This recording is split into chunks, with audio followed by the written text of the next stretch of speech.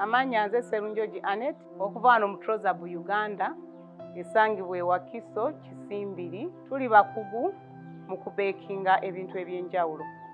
Olwaleero ngenda kubayigiriza engeri gye tukolamu daddies. Bino ebiri wano wammanga bye tugenda okukozesa nga tukola daddies.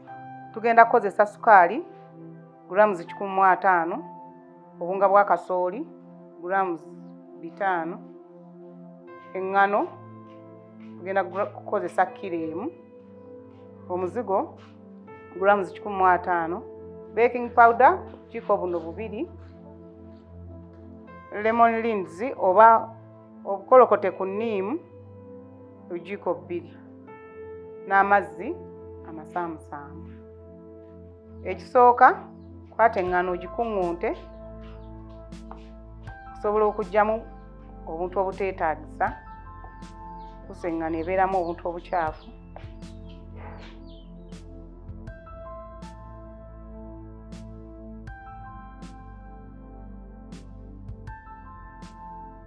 Ekiddako buwunga bwa kasooli nabwo tubukuŋŋunta.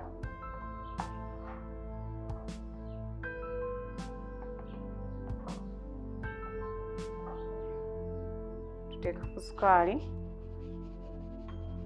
grams 150, teekamu baking powder bugiiko 2,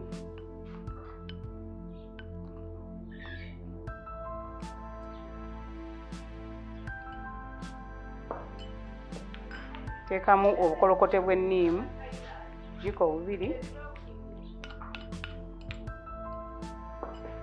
etusabula bulungi n'engalo zaffe.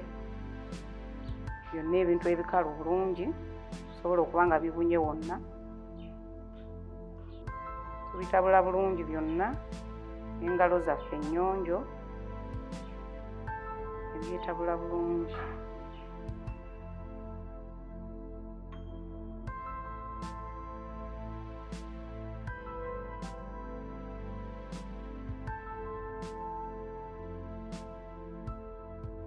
Ekiddako tuteekamu omuzigo Prestige oba Blue Band mu grams 150 ze tugenda okukozesa wano.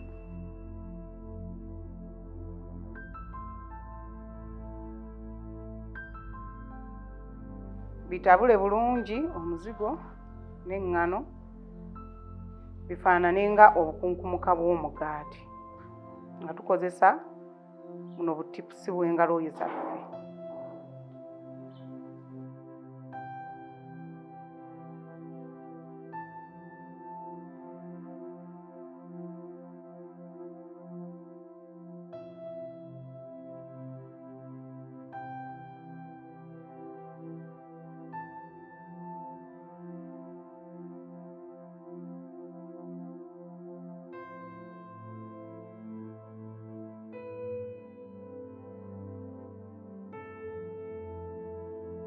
Tumaze okutabula bulungi kati olaba nti bufuuse nga obukunkumuka bw'omugaati. Era bw'oba obulaba texture yayo ne bw'okwatamu obuwulira nti bulinga obukunkumuka. Tugenda kutandika okugoya nga tuteekamu amazzi amasaamusaamu.